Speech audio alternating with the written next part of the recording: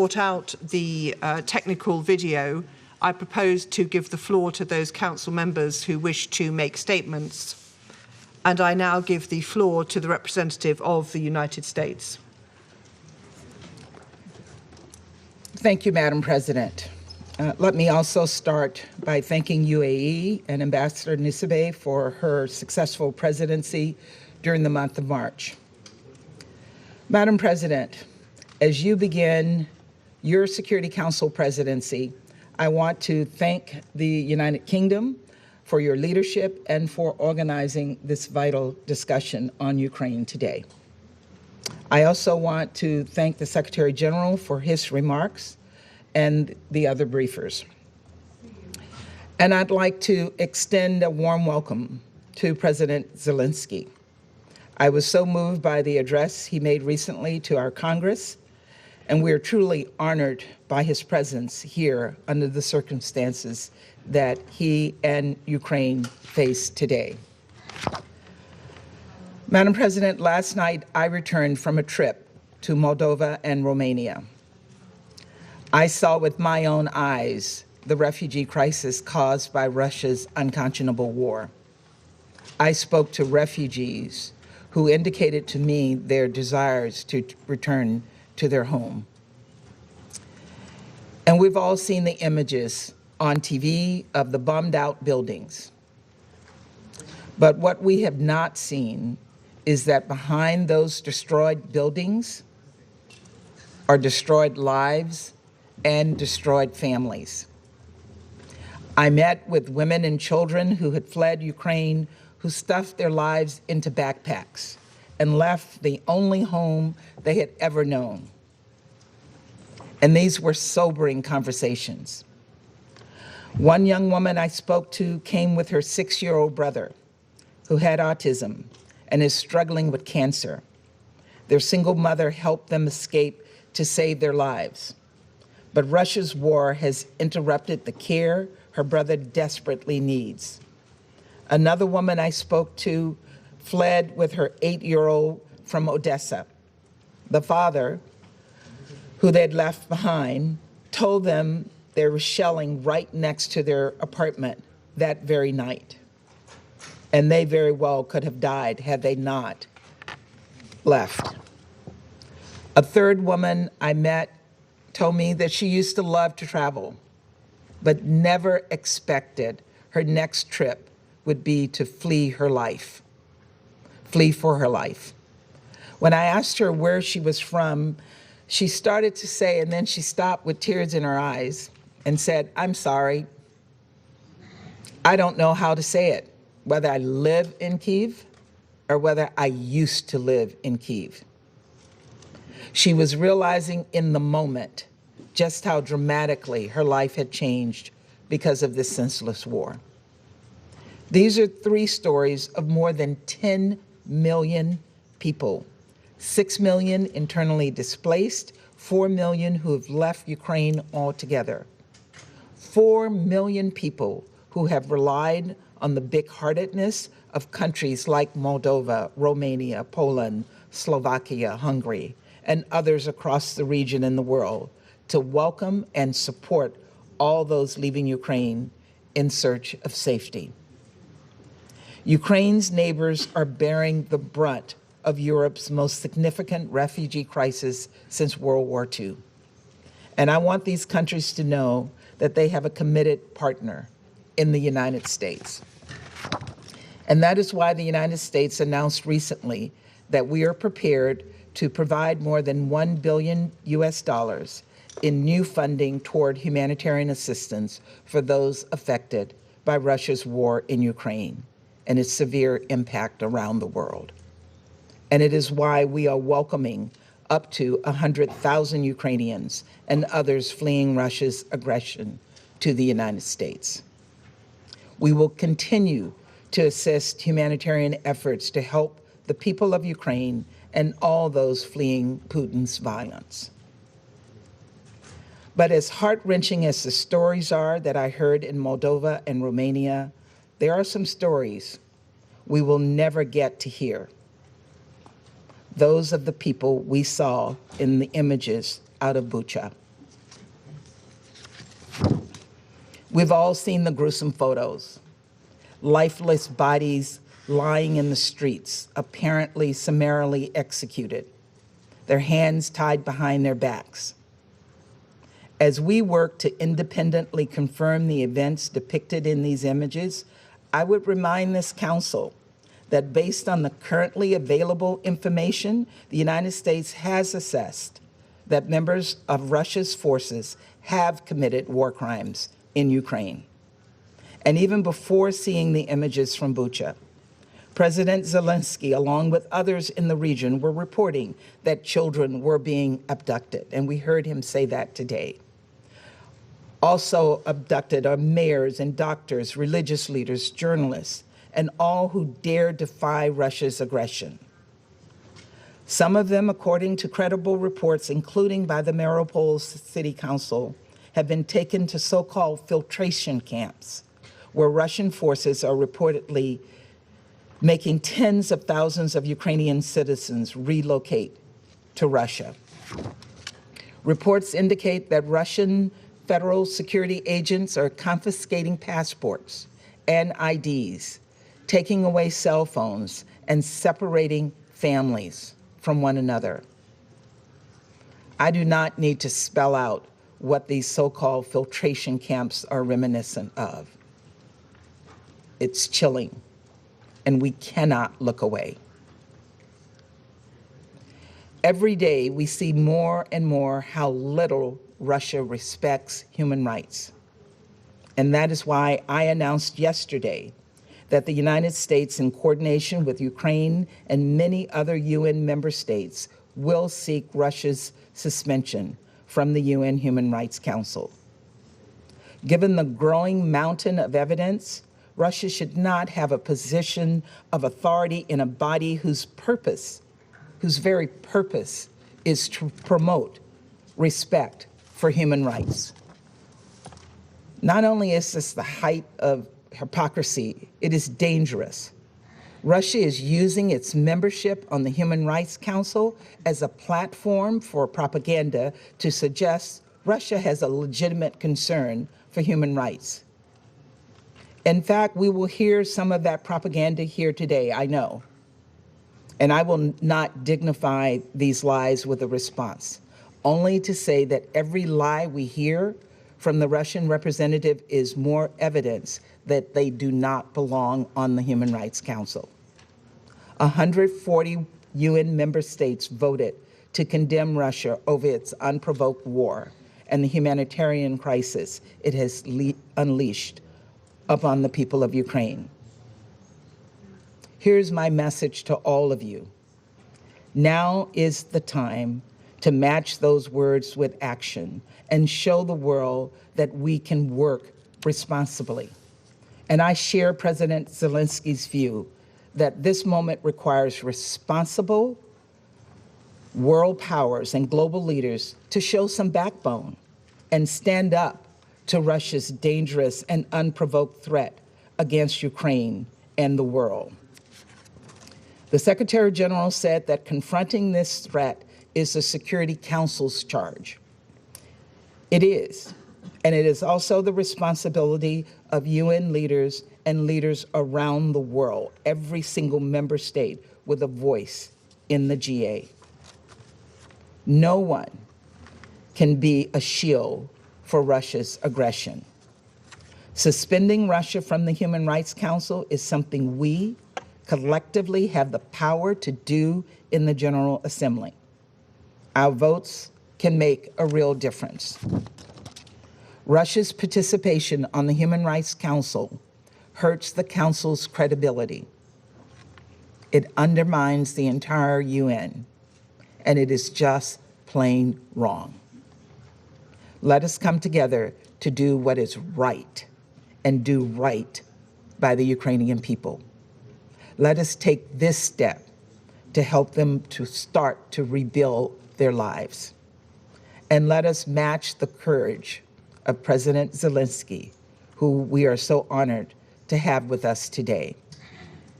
President Zelensky, I want you to know that we stand with the people of Ukraine as you face down this brutal attack on your sovereignty, on your democracy, and on your freedom.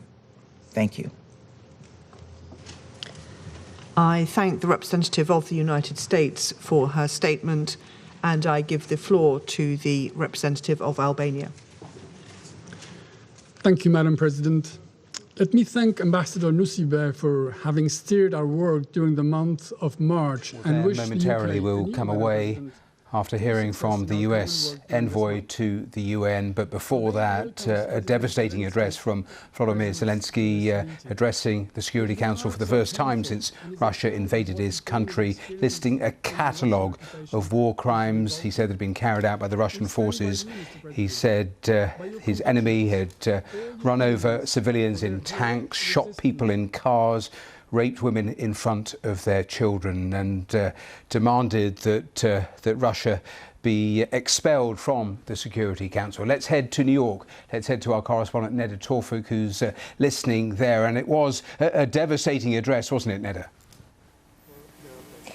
Absolutely, Matthew, and you can tell just by President Zelensky's face just how much this is wearing on him. He described how the crimes committed in Ukraine are some of the worst since World War II. As you mentioned there, civilians being run over by tanks in the streets, women being raped in front of their children, the gold earrings being ripped from their ears. And he talked about how Russia will again in the Security Council try to blame others for what's happening in Ukraine. Will try to confuse the situation by offering different versions of events. But he says, it is clear that Russia is the one who is responsible and needs to be held accountable.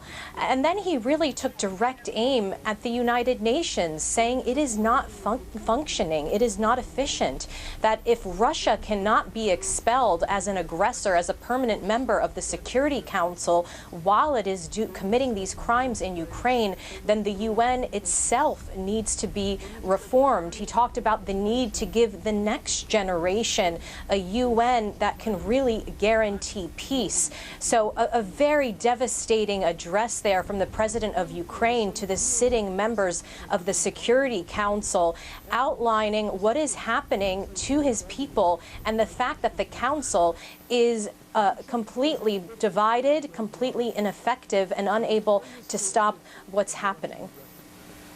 And as you were saying there, Neda, President Zelensky calling for Russia to be expelled from the UN Security Council, then the US envoy just saying that given the growing mountain of evidence Russia should not be on the UN Human Rights Council, it is dangerous, she said. In terms of the mechanics of either of those things, how would that work?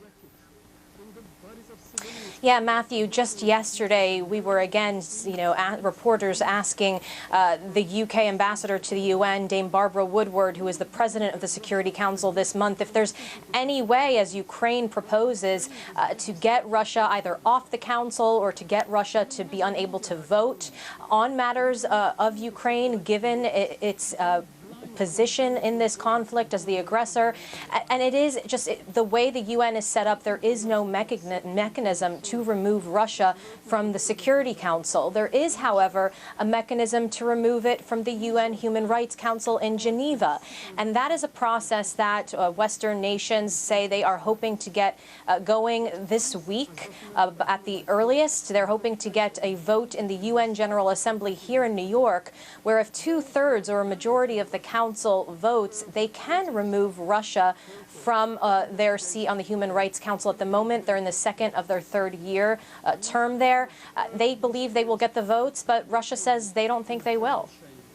Neda Tawfik there in New York. We'll be back to you a little later in the programme as those proceedings continue. Thanks very much for now. Let's get back to the situation on the ground in Ukraine, because so much focus in the last 48 hours on Bucha, but also as more of the towns and cities in that area, the Ukrainian forces get to Boryanka, for example, where the prosecutor general only yesterday said that was the worst in the Kiev area in terms of the number of casualties. All of those areas now being looked at and devastating scenes being found there. So that is just around around the areas of Kyiv. Of course, so much focus in recent weeks on the south in Mariupol, as of course hundreds of thousands of people trapped there, and you see the devastation in that city. The latest report saying that 90% of Mariupol has been destroyed by the constant Russian bombardment. Well, let's talk about this for the next few minutes, because I'm joined now by Sergei Orlov, the Deputy Mayor of Mariupol. Welcome here to BBC News. The mayor of your city was saying only in the last couple of hours the situation was, quote, beyond a humanitarian disaster now. How are people actually living in Mariupol? Hello. We cannot tell that people are living. The truth is that they are surviving in any way. We estimate that about 150,000 citizens is still in Mariupol, and among them from 5 to 7% are children. So all of them are living underground. I mean in shelter and bomb shelter in any spaces below earth, just not to be killed by this awful bombardment, airstrikes, using missiles, artillery. So there is constant battles inside the city, I mean street battles, tank battles. So people are surviving and using any possibility not to be killed. And this is from military situation, and of course from humanitarian, the situation is awful. People live without anything, without food, water, medicine, they're just surviving. We see the pictures as you're talking. It is so difficult to imagine what you're actually describing, just in human terms. For example, how much food, how much water do people get, say, every day? I think I know that some people, for example, are eating 3 times a week, for example. So they are telling you it is common for you to eat 3 times a day, but it is common for us to eat 3 times a week. So it's our ration. They use any possibility to find eat and water. So I know that a lot of people who live in condominiums, many flat houses, so they share each other some food. They collect wood, making fire, and prepare food for several families at the moment. And this is under continuous airstrikes and shelling. So they are going in nearest territory, look maybe some broken magazines. They are trying to get to natural water sources, I mean from underground. So use any possibility to find access to food and water. Yes. Every effort to get those bus convoys in have failed over recent days and weeks. Do you think the Russians are actually serious about letting the ICRC in? No, me personally think no. It's I think bad joke from them or style of negotiation. We know that a lot of world leaders told to Putin, President Erdogan, President Macron, even Pope Francisco told to Putin to open this possibility, but there is no positive solution for this. We just telling, give us the possibility, humanitarian possibility to evacuate our civil citizens. We are ready, because I think there is no big aim or big reason to transfer humanitarian goods there. People cannot use it it's not possible to live in current situation in Mariupol. We just need to evacuate them. So we are ready, but Russia and Putin does not allow and continues to destroy our infrastructure and kill our civil citizens.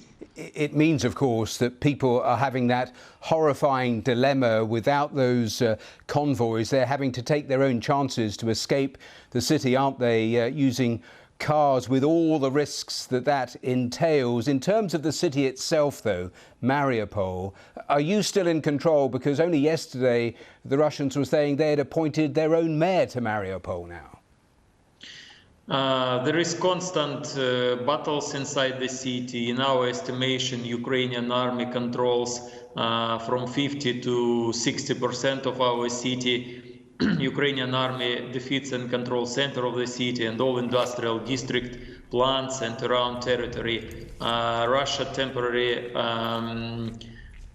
temporarily occupied outskirts of Mariupol. I mean eastern outskirts, northern, and some west northern outskirts. And for example, street battles and tank battles for center of the city continues for more than 15 days, and Ukrainian army continues to defeat. The only thing that it's awful airstrikes and shelling from missiles from warships, as we told a lot. Unfortunately, we don't have weapon against this, and this is mostly the reason is most damages from our buildings and civil citizens. And we heard from your foreign minister only yesterday, and Jens Stoltenberg today. The fear is there may be many, many more places like Bucha, with Mariupol being top of the list in terms of whether Bucha is simply the tip of the iceberg of what we actually find when we get in.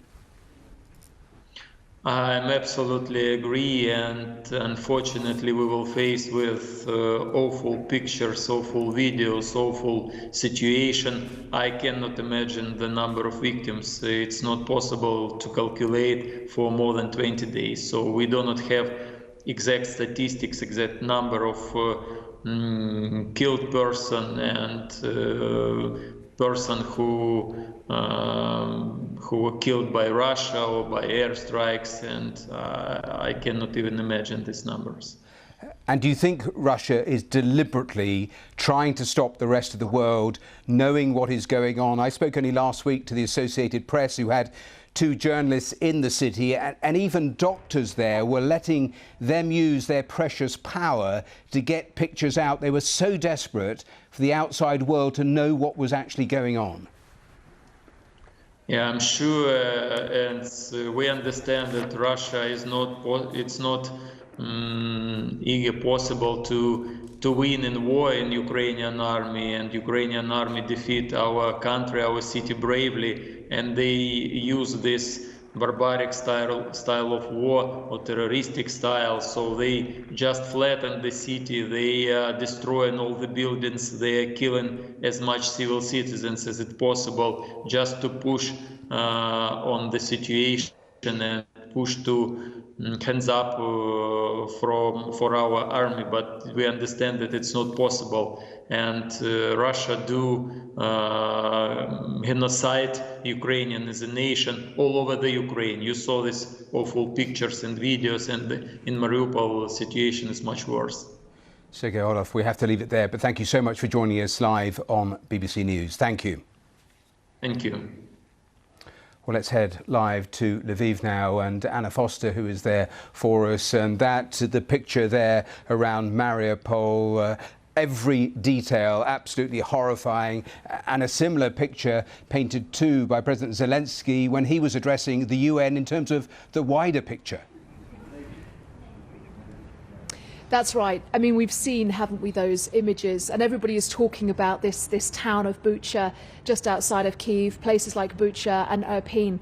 But there are so many more towns around the capital. Remember, it is a huge, sprawling capital with a further sprawling suburban area around it. And there are many, many places where we don't yet know, really, the full scale of what has happened, of what Russian forces may have left behind. And then when you add to that the fighting that is still going on in the east, in the Donbass region, in Luhansk and Donetsk, in places like Kharkiv, Ukraine's second city, and as you were saying there, in places like Mariupol, where the fighting continues, where we see these pictures, don't we, of complete destruction, and we hear the stories of civilians who are still there enduring constant shelling. I spoke to one family this morning who just arrived here in Lviv from Kharkiv, and they had spent the last 5 weeks, since the 24th of February, they had been sheltering in a basement underneath a school that was shelled by Russian forces. A mother and 2 children aged 13 and 11 years old. That is just the story of one family, and it is a story which will be replicated hundreds of thousands, millions of times, frankly, across this country at the moment. Yes, it was jaw-dropping to hear at the United Nations the figure of over 11 million people now displaced in simply a month, with the focus retreating slightly from around the capital, Kyiv. Are any conversations happening where you are of people considering now to actually make that journey back to the capital? That's an interesting question, and I think people are. A lot of the people who have been internally displaced in Ukraine, they wanted to stay in their home country for a reason. And a lot of people that I speak to, they say that they want to go back. In some cases, they want to go back to their homes, but a lot of people say that they want to go back and actually rebuild those places. I was talking yesterday to a man from Bucha, and he was planning, in fact, today to go back there, take humanitarian aid. He talked about trying to rebuild that town to the beautiful and peaceful place that he knew before this war started. And we're also hearing as well numbers of people who are coming back across the border from Poland. I mean, the numbers are small compared to how many have fled so far, but there are a number of people who are deciding to come back into this country, and I think we'll see more of that. I think, as you say, as places like the areas around Kyiv, where the picture changes and the fighting moves away, I think people are desperate to get back home and desperate to try and pick up the pieces of their lives. Anna Foster there in Lviv, thanks very much. Well, in a moment or two, we'll talk to John Simpson, who's there in Ukraine. He'll be joining us on the programme. A couple of other stories, though, in brief. The entire Chinese city of Shanghai, which is home to 25 million people, have entered a COVID lockdown. Until now, there have been separate measures for the eastern and western sides, but now everyone living there has been told to stay at home. Reported cases have risen to more than 13,000 a day. Residents in some areas of the city said the strict policy meant no one was allowed to leave their housing compounds, not even to collect essential provisions. One other line to tell you, breaking news from the world of golf, with Tiger Woods saying he will play in this week's Masters. Almost lost a leg, of course, in that car accident, but was playing a practice round and now confirming that he will play in this week's Masters. As I say, we'll be back in Ukraine with John Simpson here on the programme in a moment or two. Don't go away. Hello, your weather details for Europe now, and to southeast Spain. After a wet, cold and windy start to the week, things at last improving. This area of low pressure will be on the move through Tuesday night and into Wednesday, but it does mean still some rain to come through the Balearics, increasingly so towards Corsica, Sardinia as we go through into Wednesday, and eventually towards some central parts of Italy. Does mean the sunshine comes out here, but at the same time, deep area of low pressure to the northwest of the UK will bring some wet and windy weather to northern Europe. So let's take a look around on Wednesday afternoon. Sunny spells, feeling warmer across these southern parts of Iberia. Still a few showers though across into northwest Africa. Very wet conditions through central parts of Italy developing through the day. Southeast Europe's been driest, warmest throughout this week. That continues, but head further north, cloudy and cool to northern parts of Poland, Germany, Denmark, and into southern Sweden, Norway, some snow. Northern Finland, further snow at times too. More in the way of heavy rain though spreading across central parts of Europe as we go through into Thursday. Could bring some snowfall to the Alps. Much better conditions continue across southern and eastern parts of Iberia. Temperatures around some of the costas into the mid-20s. The storms clear Italy, push their way towards the Balkans. Here, temperatures are set to drop. Looking ahead then for London, Paris, we're going to see temperatures sitting below where we normally expect this time of year. Something warmer maybe into next week. Rain at times in Paris. Madrid seeing some sunny spells. As for Berlin, the rain will be on and off the next few days to the start of the weekend. Stockholm becoming a little less cold as we head through the weekend.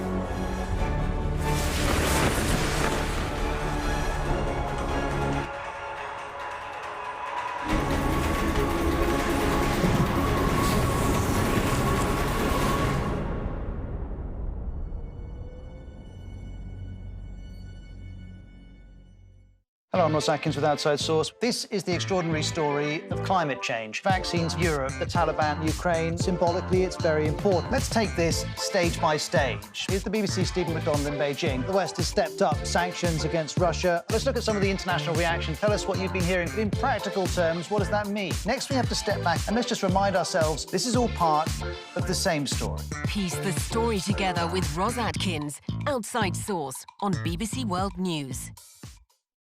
Since Russia invaded Ukraine, hundreds of thousands of people have passed through Lviv train station hoping to reach safety. Can you believe this?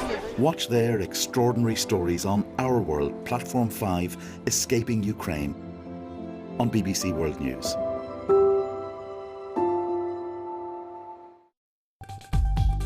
On Hard Talk, my guest is Ukraine's Foreign Minister Dmytro Kuleba. Horrifying evidence of atrocities has emerged.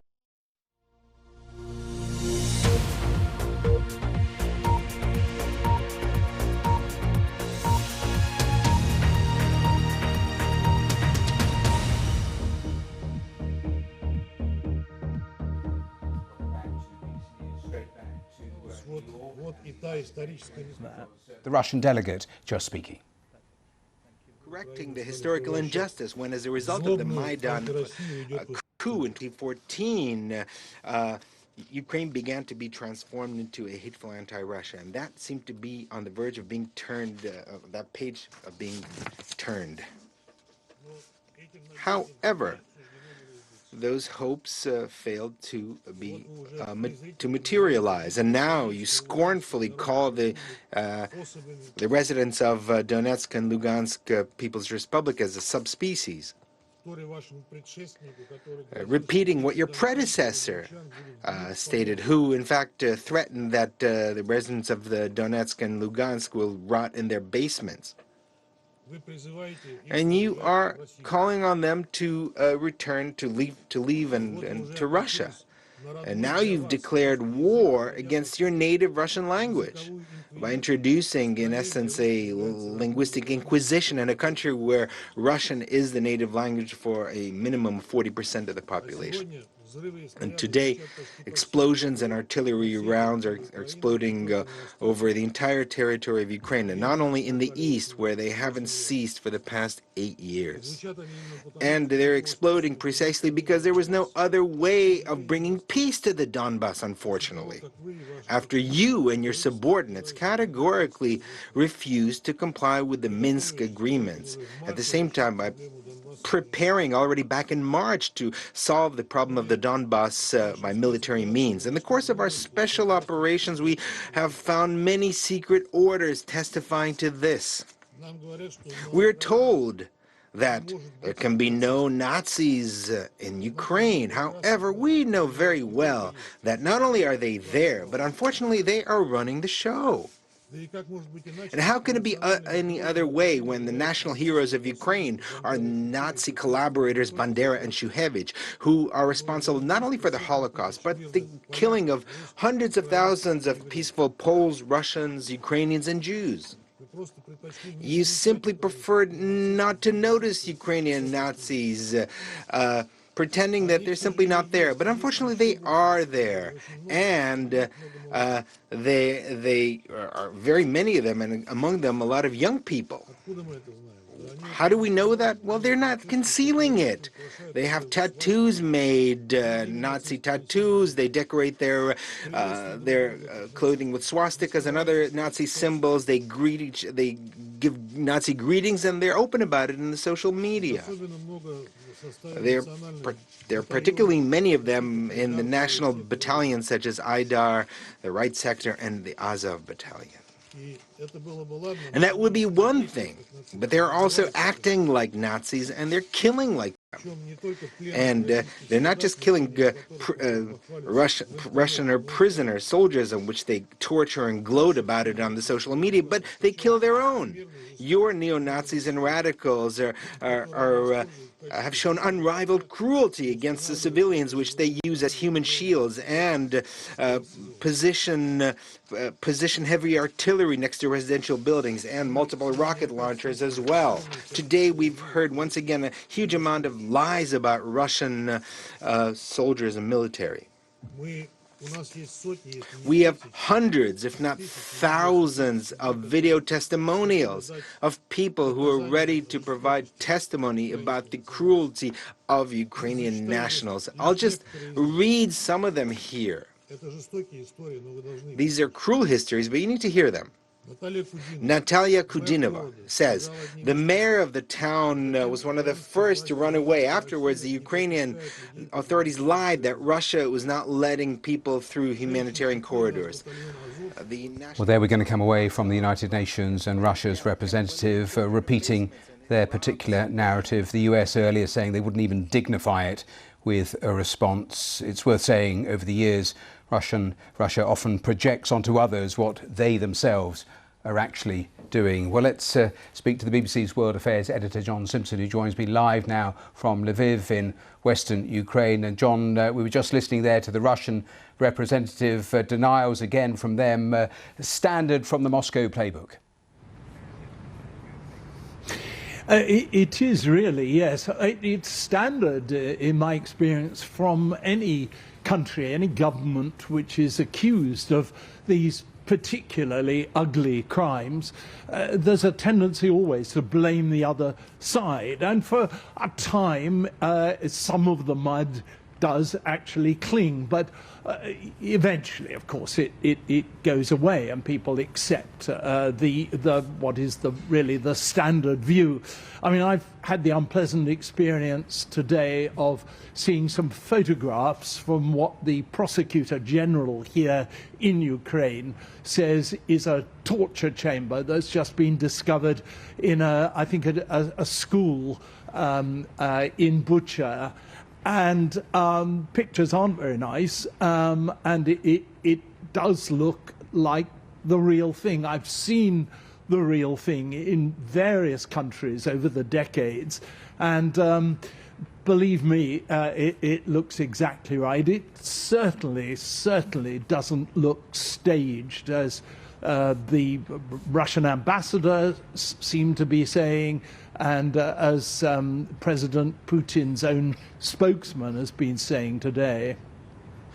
John, I'll come to President Zelensky and what he said to the United Nations in a moment or two, but you were talking there about Ukraine's Prosecutor General, because she was saying only in the last 24 hours, as the focus expands from the area of Bucha, they've also gone to this town of Borodyanka, which she described was worse in the Kiev area. The fear, and we've heard it from Ukraine's foreign minister, we've heard it too from Jens Stoltenberg today, is that there'll be more places where there have been atrocities and mass graves that they find as they get to more places. Well, if the United Nations Human Rights Organization is right about all this, and it is Russia, the work of Russian soldiers, which is what they're saying. I mean, it's an accusation which a UN committee would only make if it was absolutely certain of its fact. Then, yes, I think we are going to find many more of these occasions where soldiers deliberately killed people, not just simply because they were running away, not because they were defending themselves or anything, but, terrible thing to say, out of sheer enjoyment.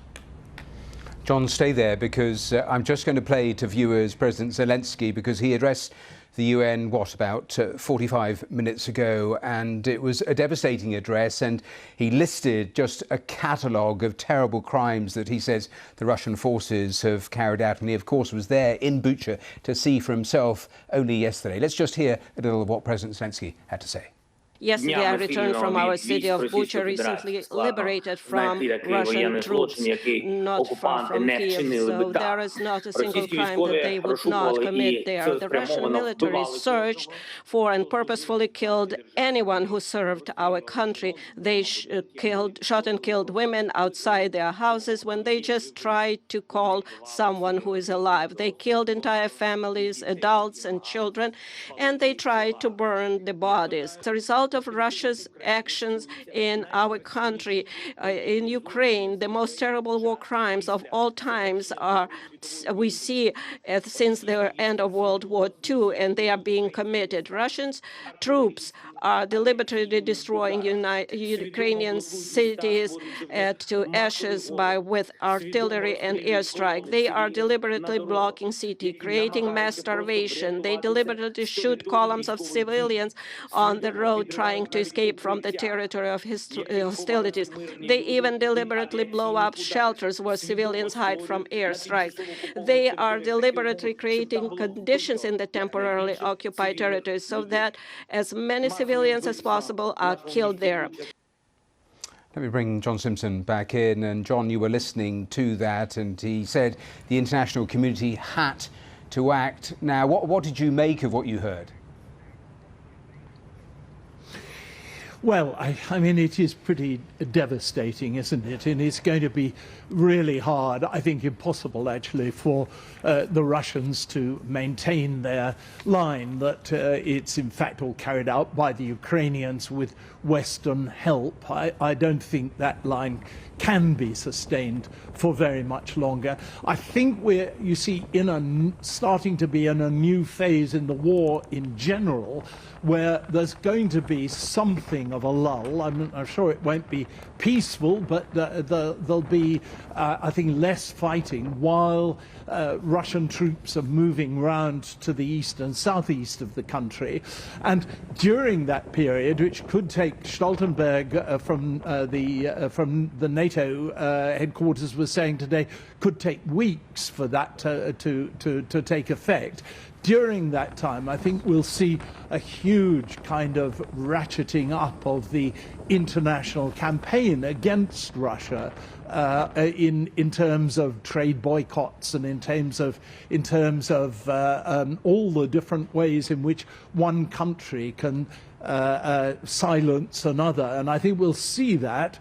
And I think Russia will be under the most intense pressure in a couple of weeks' time, say.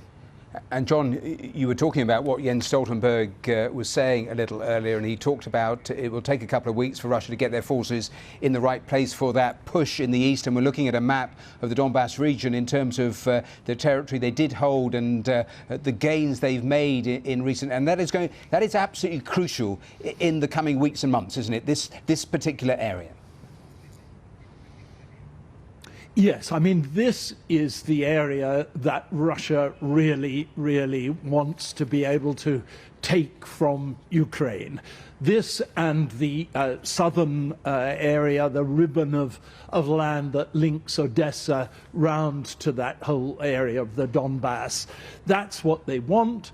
If they can get that, they will regard this as a success, or at least they'll trumpet it as a success. And personally, I was talking to a friend and a political ally of President Zelensky just about an hour ago. And although, of course, he wouldn't accept that there could ever be any acceptance in Ukraine of the loss of territory like that, it looked to me as though they know that they're going to lose quite a lot of territory in the east and southeast, and that there's not really anything they can do about it unless the West moves in and actually physically assists Ukraine in the war, which, of course, it's not going to do. Well, we assume it's not going to do. John, we have to leave it there, but thanks very much for that analysis. John Simpson live for us there in Lviv. Let's get the latest business news, because we've heard the EU with a fifth round of sanctions against Russia. Those have been listed a little earlier. Ben Thompson is here with more. Matthew, thanks very much. Yes, we're looking at some of the impact that those sanctions could have. The economic fallout, of course, of the war in Ukraine continues. As you've been hearing, there have been worldwide condemnation after reports of those atrocities by Russian forces in the country. Now, France's foreign minister says a new sanctions package has been prepared by the European Union against Russia, and it will include oil and coal. EU economy and finance ministers, well, they've been meeting in Brussels today to discuss those sanctions and the economic impact of rising energy prices. So what impact could they have? Let's talk about the situation with Lena Komoleva, who is Chief Economist and Managing Director at G+ Economics. Lena, as always, lovely to see you. So coal, oil in the sights of EU sanction makers, and that would mark quite a significant move, because up until now they've been quite reluctant to get involved in the energy market because we know there is a shortage and prices are already rising. Absolutely, absolutely. I think this is a historic move from the European finance ministers, because this was very much what Europe was hoping to avoid.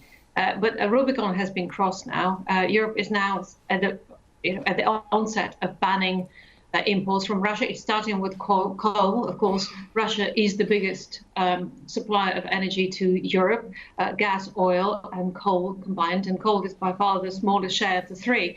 But it is an important first step. Let's face it, the chances of normalizing EU-Russia economic relations are very, very slim indeed. And so it is quite likely that this is not the last step. And now that Europe is on this path, of course, this raises very big questions as to how we're going to deal with the already existing problems and the ratcheting of the economic pressure that Europe feels in terms of decades high inflation and rising risk to Europe's recovery. Yes, and the problem with sanctions, one might say, is that both sides are damaged by them. Clearly, there is an intention to damage Russia's ability to earn money from its energy exports. But we also know that Europe is hugely reliant on the energy that they provide. And even as there is a push towards alternative sources, perhaps renewables, some of that technology, some of the materials that go into renewable energy comes from Russia. Exactly, absolutely. So this is leaving Europe to contend with a major supply shock across key industries. There are no speedy solutions to Europe's challenge of diversifying away from energy dependency on Russia.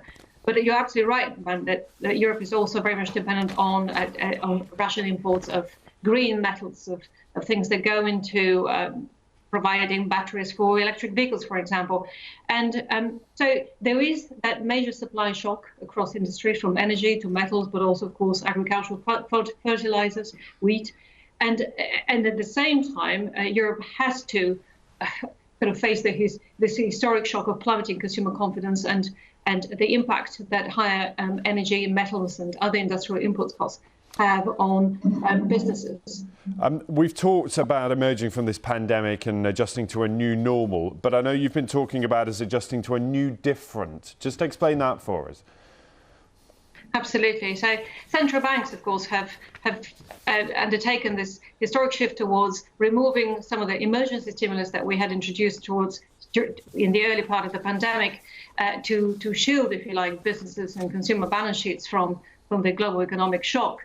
The arrival of a decades high inflation in commodity prices globally through disrupted supply chains, which, as we now know, are highly interdependent but also highly fragile, and the added cost of the sanctions on Russia, which have essentially written off one of the world's largest exporters of raw commodities from the economic map of the world, has had an enormous impact on it will diminish policy space to support recovery. That means higher borrowing costs and, of course, diminished government ability to shield governments and businesses and consumers from those costs. OK, Lena, it's really good to talk to you. Thanks very much. Thanks for explaining all of that. One we'll keep a very close eye on. Now, yesterday, news that US billionaire Elon Musk had become Twitter's largest shareholder after buying 9.2% stake in the firm. Now, the Tesla boss, who's amassed more than 80 million followers since joining back in 2009, has been appointed to Twitter's board. And he seems to be flexing his growing influence. Mr. Musk posted a poll asking whether users want an edit button on the social media platform. Meanwhile, Forbes has now put him top of its list of global billionaires. Let's speak to our correspondent in New York, Michelle Fleury. So, Michelle, he's been in the job, or appointed to the board less than 12 hours, and he's already making his presence felt. Look, I mean, I think everyone was wondering yesterday what his intention was, because in the filing that he had to, the sort of paperwork that he had to file with American financial regulators, he disclosed that he had taken a passive stake. In other words, he wouldn't be taking an active role in the company. Now, many people sort of raised their eyebrows about that. 24 hours later, we know that that is not quite true, because Twitter has confirmed that Elon Musk now has a seat on the board, at least until the next annual shareholders meeting in 2024. What that means is that it gives him a greater say in the direction of the company. It also limits the amount of shares he can buy. It caps it at just under 15%. And so it's unclear whether that was a strategic move on the part of Twitter, but certainly for Mr. Musk, it does give him a say. And as you point out already, we're getting a flavour of what that might look like with this poll asking whether or not some of his 80 million followers on the platform would like to see an edit function, an edit button. Yes, Michelle, I'm sure it's not the last we've heard of him. But Michelle Fleury there in New York, thank you. You're up to date. Matthew, back to you. Ben, thanks very much. Well, straight back to Ukraine and events on the ground, because as we've been hearing in the last hour or so, Volodymyr Zelensky has been detailing to the UN Security Council what he saw in the town of Bucha yesterday after it was taken back by Ukrainian forces. We, of course, saw him shocked as he was talking to reporters there yesterday and detailing in the UN just a short while ago. He talked about civilians run over by tanks. He said people have been shot in their cars, women raped in front of their children. Well, I'm joined now by the Ukrainian MP Alexei Goncharenko, who has recently returned from Bucha. Thank you so much, Alexei, for joining us here on the programme. Everyone who has been to Bucha, journalists, politicians, they have been visibly shaken by what they've seen. What was it like seeing for yourself? Hello, yes, it's absolutely awful. And that's not only Bucha, that's Bucha, European, Hostomel, other smaller towns and villages in the area, which was occupied by Russians from the end of February for more than a month. And it is really something absolutely terrible. I can tell you what I personally witnessed. For example, on Kiev-Zhytomyr outer route, I saw dozens of burnt cars, which Russians were just shooting at. And I saw, for example, naked bodies of women whom Russians tried to burn on the tires, and they didn't burn completely. And their clothes and lingerie was just around and near the highway, so we can even only imagine what had happened before their death. And I saw in the same place, in another car, I saw a body of a child, probably 7 years old, just burned down. So it's so awful, it's absolutely hard to explain. And Bucha, yes, I saw mass grave with up to 20 bodies inside in black plastic bags. And what I can tell you that all people, killed people that I saw personally, were absolutely civilians, including women, including a child that I told you, and no military, no soldiers. So that's why we can say that these atrocities is a real genocide and is a real massacre. And so when you hear the Russian denials, we had it again at the United Nations, what do you think? What do you say? That they are good students of Goebbels. You know, that was a formula of Goebbels, that the bigger is the lie, the more possible people will believe in it. I just want to remind you that this ambassador, Russian ambassador to United Nations, was telling for 1 year that Russia is not going to attack Ukraine. That all what's happening on our borders, it was just military trainings. And now the whole world knows what had happened. The same was with Boeing MH17 and so on and so on. So Russia is lying all the time, 24/7. That's the truth. And they don't want to be responsible for these atrocities, but they will be, because there is no other way. Because if something like this can be without responsibility, accountability, then we will have not a world but the hell on our planet. So and President Zelensky said exactly that they must be held responsible. You talked earlier that in terms of some of the bodies that you had seen, there'd been attempts to burn them. Do you think, in a sense, Russian forces were deliberately just simply trying to cover up what they'd actually done? Yes, I think so. They tried to do this, but it's impossible to do this. Like now they try to lie about that this is a fake story, but it's impossible. The whole world is shocked with what they had done. And in terms of the work that is being done in Bucha, elsewhere, because the Prosecutor General was saying Borodyanka, it was even worse in terms of the number of people killed there. What sort of forensic work is going on to ensure the sort of accountability, responsibility, the hope ultimately that perpetrators will be held to account? Give me an idea of the sort of work that's being carried out. Already prosecutors and investigators started their work in Ukraine. Also, Ukraine invited International Criminal Court prosecutors to Ukraine, and we hope they will come. Also, European Union is making a special mission and investigation body to help to investigate all these atrocities. So I hope that all together we will make this tribunal, maybe it will be called Mariupol Tribunal, like Nuremberg Tribunal after Second World War, about German Nazis. Now we need a new tribunal against Russian Nazis, and maybe it will be called Mariupol or Bucha Tribunal, because I'm scared that what had happened in Mariupol is even worse than what had happened in Bucha. Yes, and your foreign minister was saying exactly that on our programme yesterday. Jens Stoltenberg, the NATO Secretary General, echoing that a little earlier this lunchtime. We've seen constant bombardments in different parts of Ukraine. We've seen rape used as a weapon of war. Are these just basic acts deliberately to terrorise whole communities, do you think? Absolutely. That was the tactics of terror from Putin. And I want to remind you that American intelligence and British intelligence was telling and saying to the world before the invasion started that it is in plan of Russians to kill innocent people, to kill pro-Ukrainian volunteers, activists. And we now see that everything absolutely has fulfilled. And that was in their plan, this terror attack. But they're making a big mistake. I think the whole world will unite now to stop Putin as a new Hitler. We will make, I think the world will make lessons from Second World War. Yep. And this time, aggressor will be stopped. Briefly, if I could, you detail all that you've seen, you talk to the media. On a human level, how difficult is it to process what you've actually seen with your own eyes in the last couple of days? I have 2 kids, and when I saw this body of a child burned down in the car, it's hard to say to you it probably was one of the worst moments in my life. Alexei, we have to leave it there.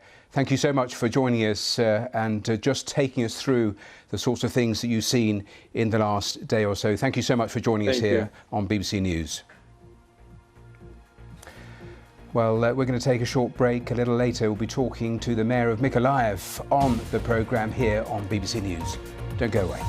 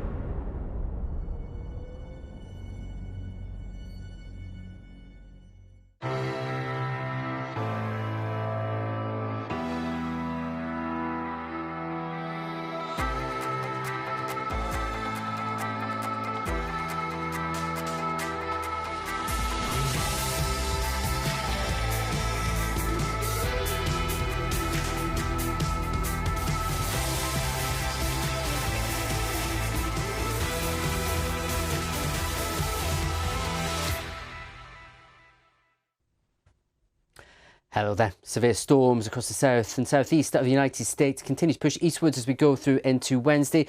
This system here could drop a huge amount of rain with some flash flooding across parts of the Carolinas. And even into Wednesday, we're going to see strong winds and heavy rain push into the east of Washington and across Long Island and New York. Again, could cause some travel problems. In its wake, though, whilst conditions have improved for Georgia ahead of the start of the Masters, there'll still be a few showers and thunderstorms around, more especially, though, to northern parts of Florida. But certainly, as we go through Wednesday night, that severe storm risk continues. Potential for damaging winds, heavy rain, flash flooding, especially around some of those Atlantic coastal areas.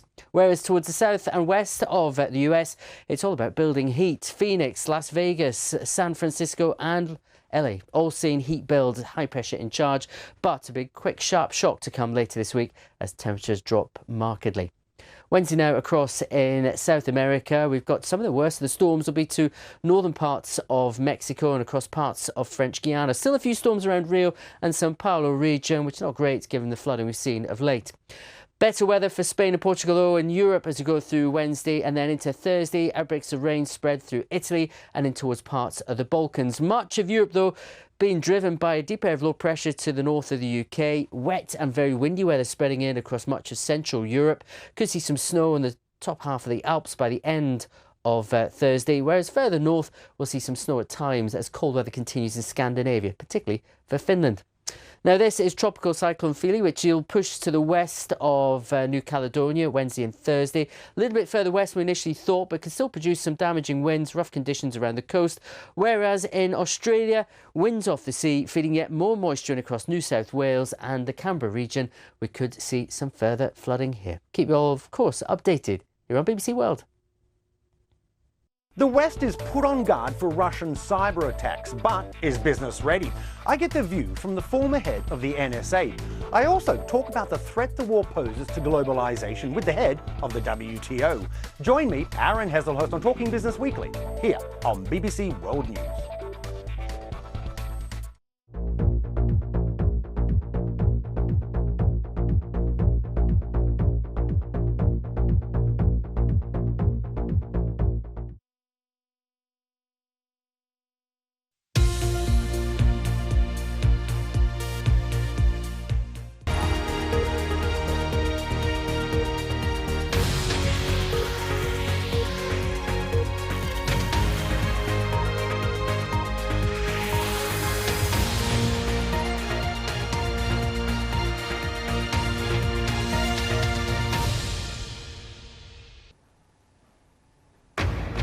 This is BBC News. Ukraine's president tells the United Nations it has to act over Russia's terrible catalogue of war crimes.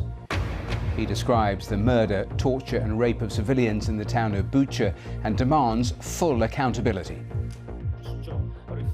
Now the world can see that what Russian military did in Bucha, but the world has yet to see what they have done in other occupied cities and regions of our country. With pictures emerging from neighbouring Borodyanka, Ukraine's Prosecutor General says the situation there was the worst in the Kyiv area. We'll bring you the latest also from Mariupol, and we'll be speaking to the governor of Mykolaiv.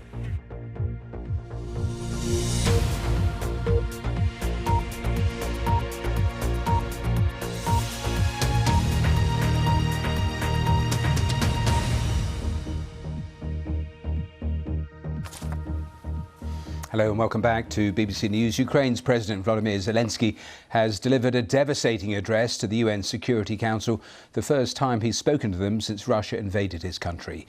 He listed a catalogue of war crimes he said had been carried out by Russian forces in the town of Bucha and dozens of other places.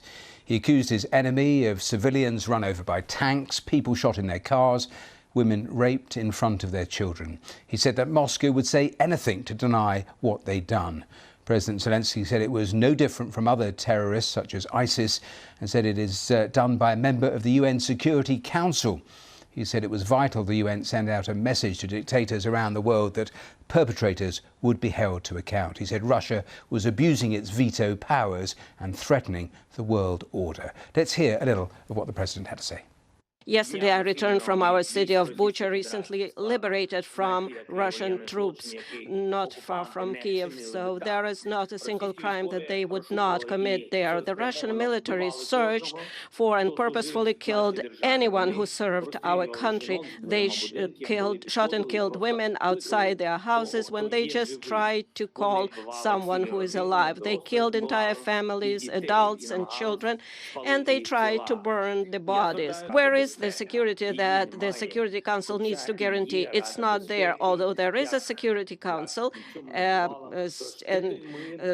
So where is the peace? Where are those guarantees that the United Nations needs to guarantee? It is obvious that the key institution of the world, which must ensure the coercion of any aggressor to peace, simply cannot work effectively. Now the world can see that what Russian military did in Bucha while keeping the city under their occupation. But the world has yet to see what they have done in other occupied cities and regions of our country. Geography might be different or various, but cruelty is the same, crimes are the same, and accountability must be inevitable. Ladies and gentlemen, I would like to remind you of Article 1, Chapter 1 of the UN Charter. What is the purpose of our organization? Its purpose is to maintain peace and make sure that peace is adhered to. And now the UN Charter is violated literally, starting with the Article 1. And if so, what is the point of all other articles? The result of Russia's actions in our country, in Ukraine, the most terrible war crimes of all times we see since the end of World War II, and they are being committed. Well, that was President Zelensky talking there at the United Nations, also just listing all the other areas in Ukraine that were coming under Russian attacks, not just that town of Bucha, but demanding that the international community take action now. Well, let's get a little more about what is actually happening on the ground. Anna Foster has the latest for us. Buildings and lives reduced to rubble. The name Bucha is now known far beyond Ukraine. It's a symbol of the horror invading troops left behind. Russia claims images of bodies lying in the street were faked. But new satellite images show them there before Russian troops left. Ukraine's Foreign Minister Dmytro Kuleba has called it the tip of the iceberg. There are real fears that even larger atrocities are still to be revealed. This is Borodyanka, northwest of Kyiv. It's another devastated town that's just been reclaimed by Ukrainian forces. When they were here, they looted the flats. They looted the houses, especially in the centre. Everything is ruined. Everything is damaged. All the flats have been robbed and vandalised. I can't even look at this. It makes me want to cry. These buildings, I saw them being built when Borodyanka was only a small village. It makes me want to cry. Fierce fighting in the east is still forcing thousands of people to flee. Today, a train from Kharkiv. The army says Ukraine's second city is coming under renewed pressure. People are arriving here in the relative safety of Lviv all the time, and they bring with them painful memories and fresh stories of horror, of life on the Russian front line, and of fearing that every day could be their last. Lessa and her children just left Kharkiv. Since the first day of this war, the 24th of February, they've been hiding in the basement of a school. It was shelled by Russian forces. Everything was very scary. We even felt the ground move. Thank God the walls remained intact in the basement, but the roof broke. Yesterday was Sasha's 11th birthday. He spent it on a train, fleeing his home. I received some candies. I really liked them because I can get nothing more than that now. I will get my present one day. Anna saw children killed when a bomb hit near her house. She couldn't stay in Kharkiv any longer. I was worried for my parents.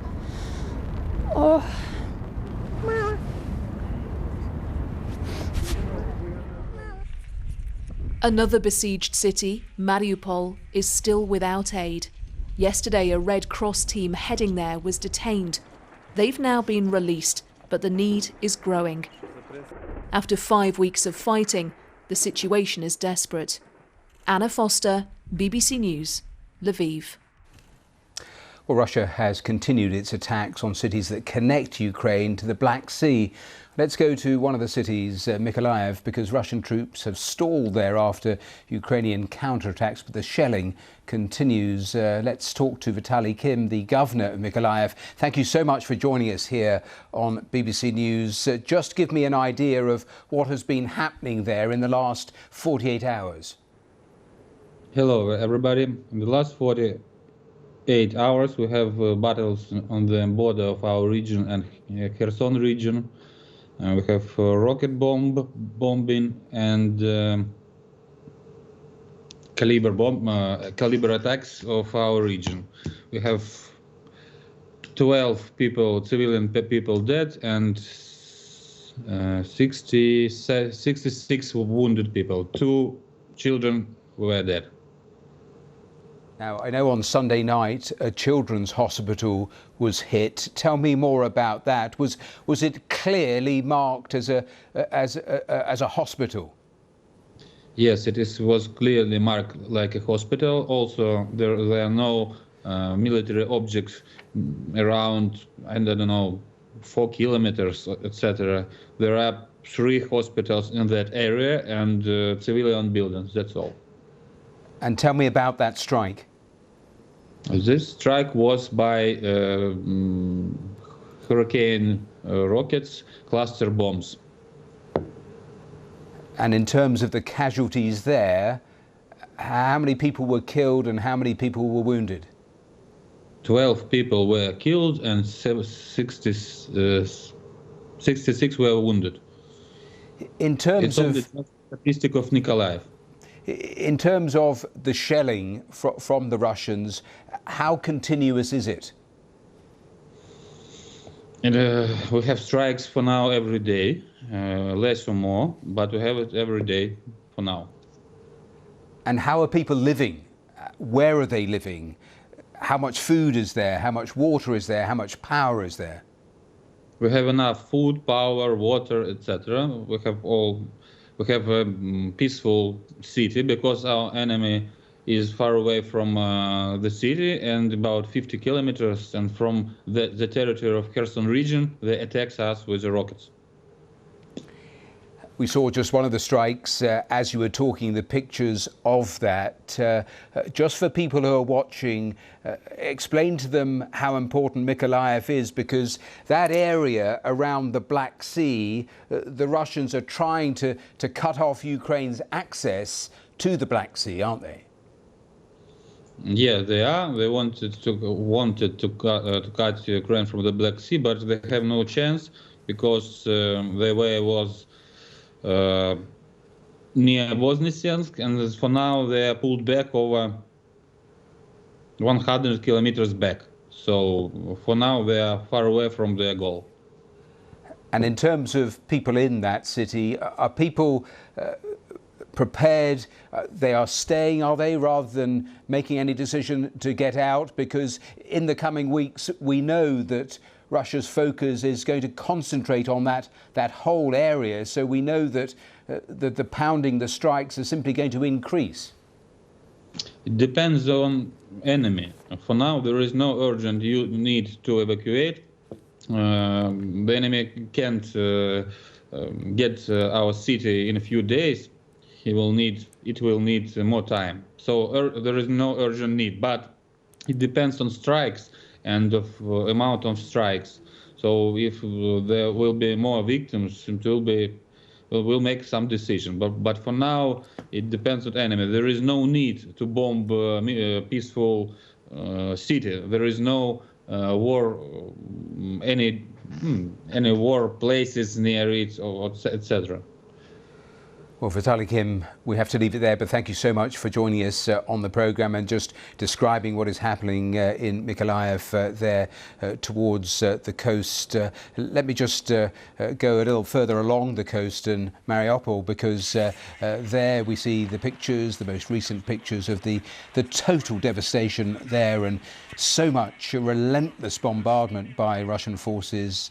Only a few hours ago, the latest assessment was that 90% of the port city there has been destroyed. But we know between, 100 and 150,000 people still trapped there for days now. There have been talks about whether there would be convoys to take people out and aid to get in, and still that has not happened. Well, a little earlier I spoke to Sergei Orlov, the deputy mayor of Mariupol, and I asked him how people have actually living through all of this that you're seeing. We cannot tell that people are living. The truth is that they are surviving in any way. We estimate that about 150,000 citizens is still in Mariupol, and among them from 5 to 7% are children. So all of them are living underground.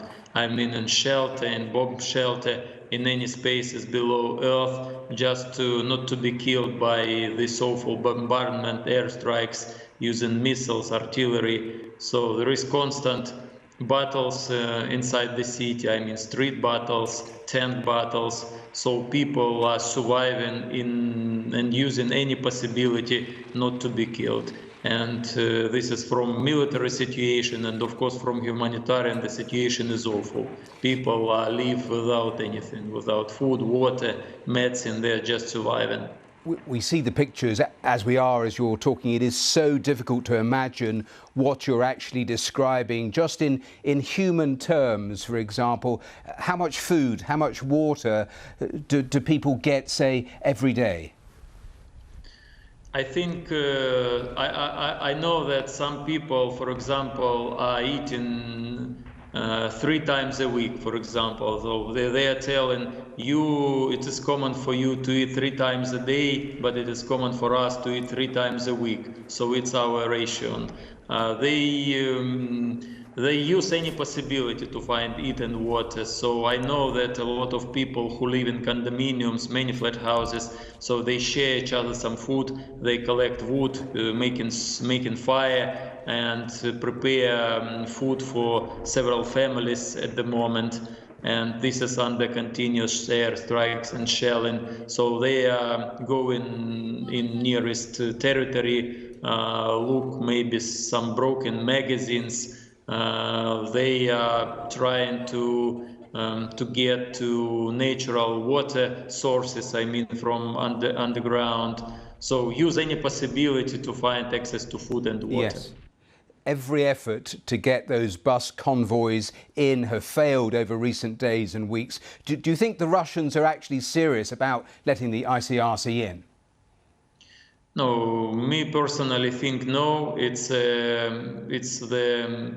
think bad joke from them, or style of negotiation. We know that a lot of world leaders told to Putin, President Erdogan, President Macron, even Pope Francis told to Putin to open this possibility, but there is no positive solution for this. We just telling, give us the possibility, humanitarian possibility to evacuate our civil citizens. We are ready, because I think there is no big aim or big reason to transfer humanitarian goods there. People cannot use it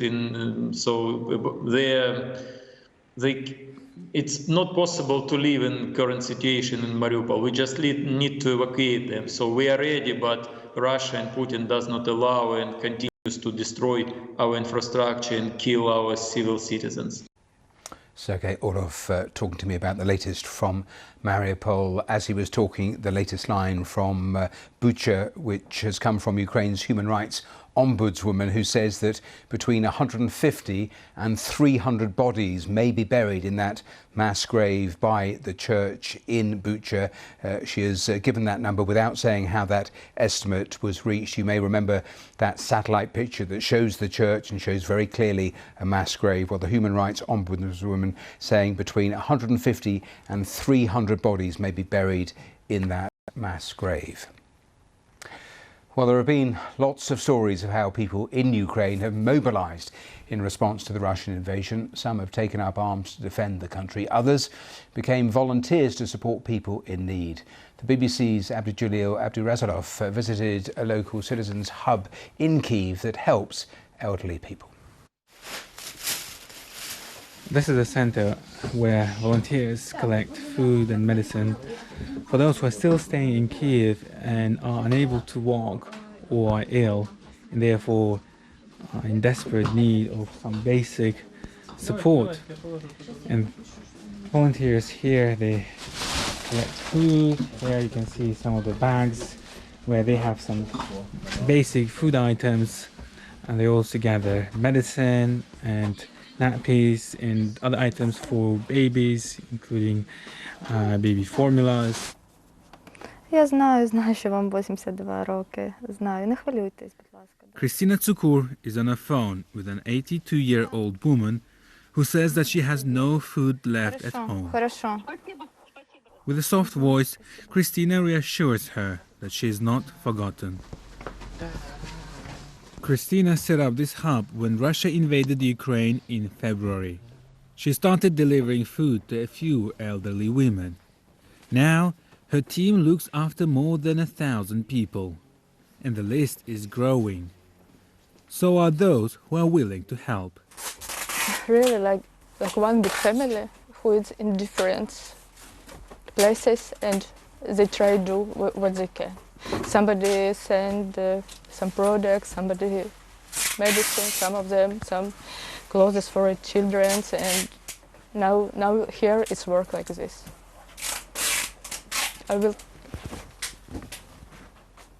It hurts to see so much suffering that people are facing now.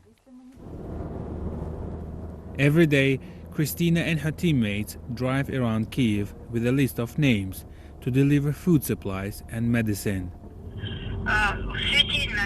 And people keep calling her, asking for help. Sometimes she gets calls from areas now taken by the Russian forces. And it is painful for her to know that she can't go there to help. But she's full of joy when she can. This time, Kristina and her colleague brought supplies to an 85-year-old woman who lives alone in Kyiv. And an unexpected gift of flowers brought a smile to the woman's face.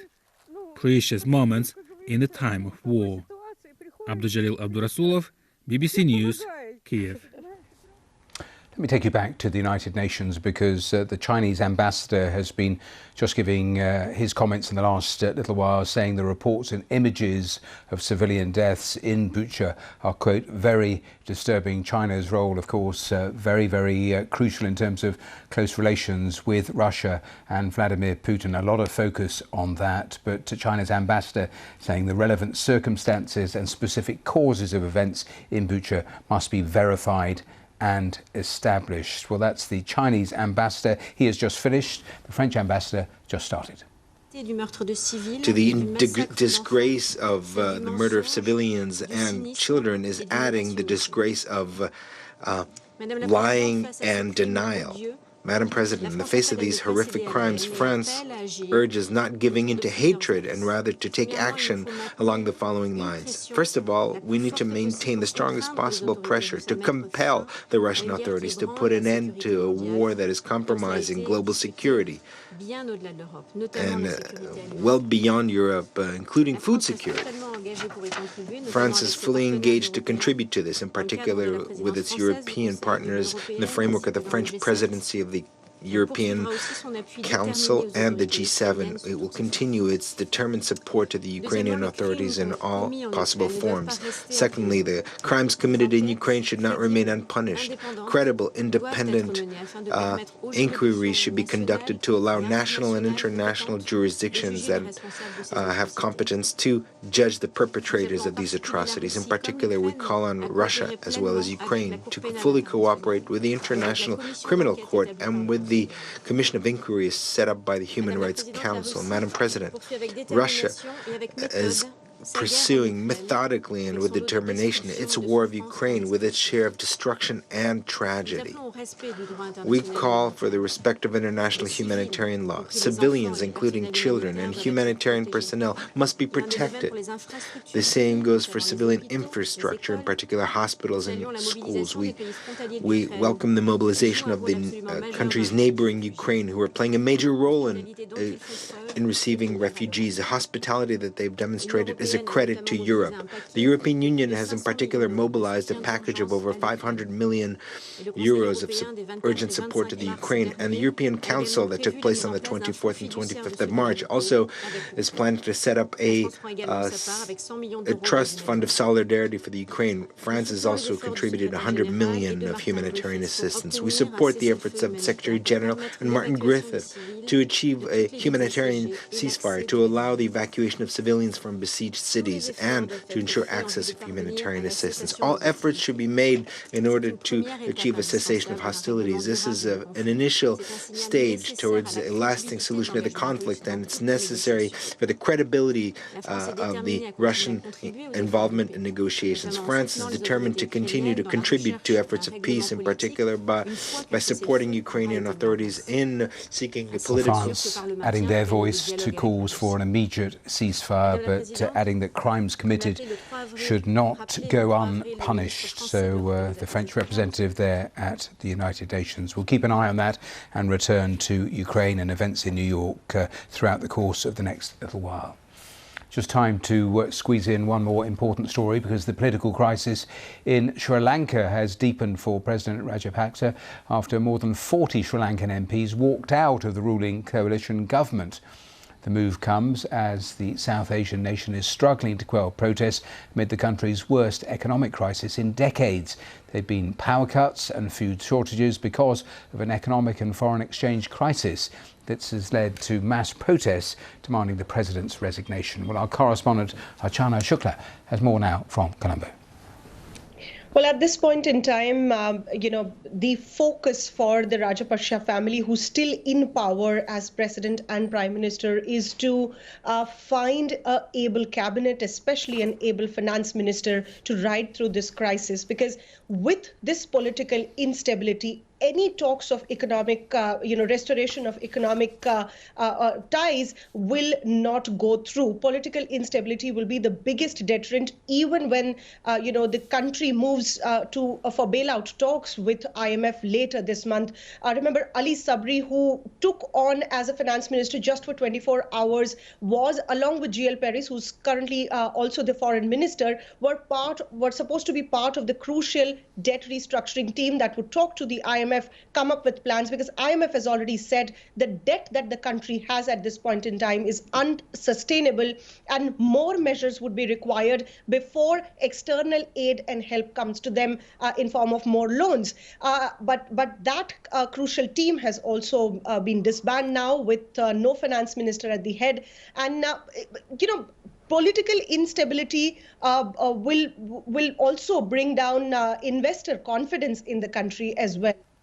The latest from Sri Lanka. Before we take a break, let's return to our main story. We've heard President Zelensky addressing the United Nations Security Council in the last couple of hours, talking about the events in Bucha. Just in the last little while, Ukraine's human rights ombudswoman saying between 150 and 300 bodies may be buried in a mass grave by the church in Bucha. Currently, she said, the bodies of the dead are being collected by law enforcement officers to conduct the necessary examinations.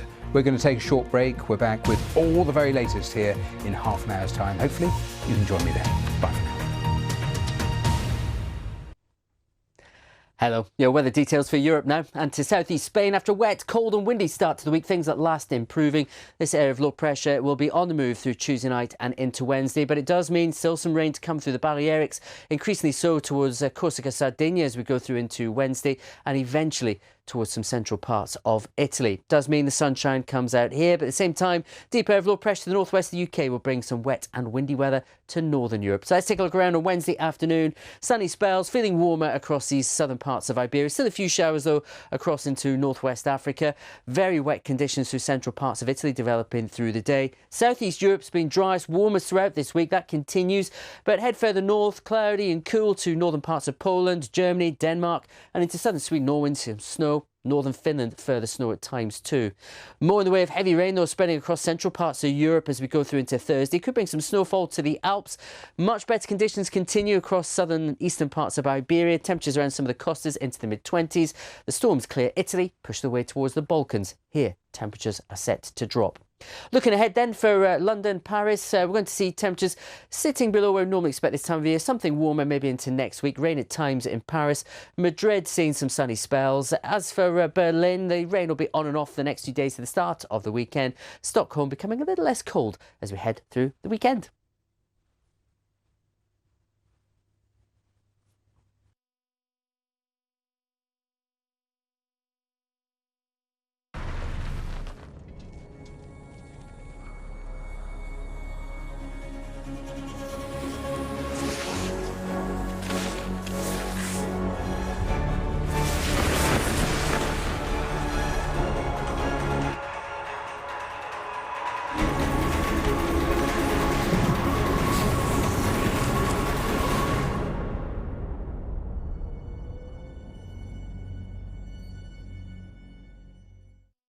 Most people aren't sleeping. They can't sleep. They're sleeping with their phones, or they're doing what we call doom scrolling, seeing what the bad news is. They're filling the bottles and filling the crates. There is a real sense of feeling that these weapons could soon be needed here. It's an air of desperation. There are thousands of people along this platform. Can any train possibly take the number of people who are here? The Russian invasion of Ukraine on BBC News. I'm Katrin Nye, an investigative journalist. A year ago, I found out about a glamorous design agency. It seemed like the perfect job. Loads of good clients, like big brands like Facebook, Samsung. Dozens of people from all over the world work there.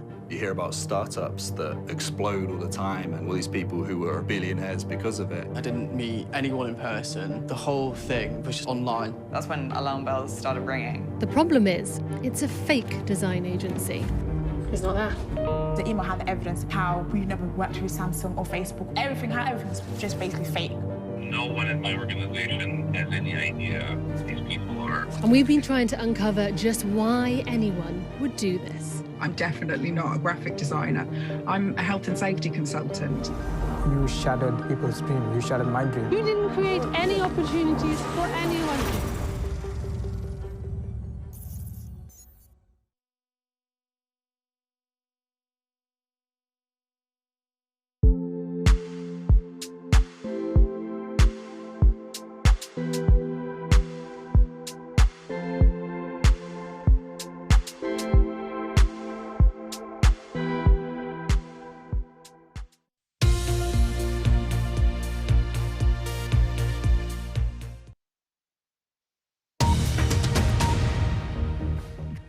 This is BBC World News. Our main headlines here. Ukraine's President Volodymyr Zelensky has delivered a devastating address to the UN Security Council. He listed a catalogue of war crimes he said had been carried out by Russian forces in Bucha and other towns. With pictures emerging from neighbouring Borodyanka, Ukraine's Prosecutor General says the situation there was even worse in the Kiev area. Washington and the EU have promised more sanctions on Russia. In other news, Shanghai has entered a COVID lockdown for 25 million citizens. Reported cases have risen to more than 13,000 a day. In some areas of the city, people can't even leave their homes to collect essential provisions. And 2 notebooks belonging to Charles Darwin that were missing for more than 2 decades have been returned to Cambridge University Library. The notebooks, which are worth millions of dollars, were thought to have been stolen.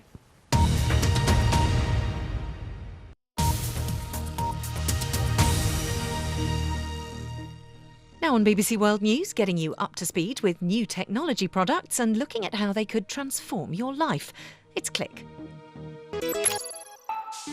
This week, more clean, green fun in the sun with battery robots, solar cars and electric boats.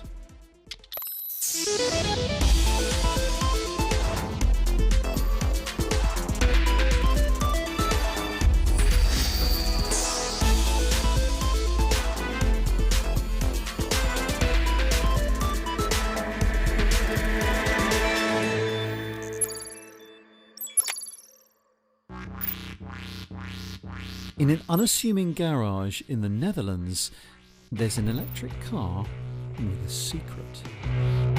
No, it's not its ultralight, ultra-strong carbon fibre frame, although that is important to the story.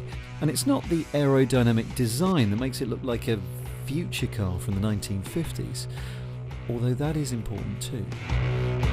No, look closer at that shiny finish, and you'll see that it's not paint. The entire thing is covered in solar panels.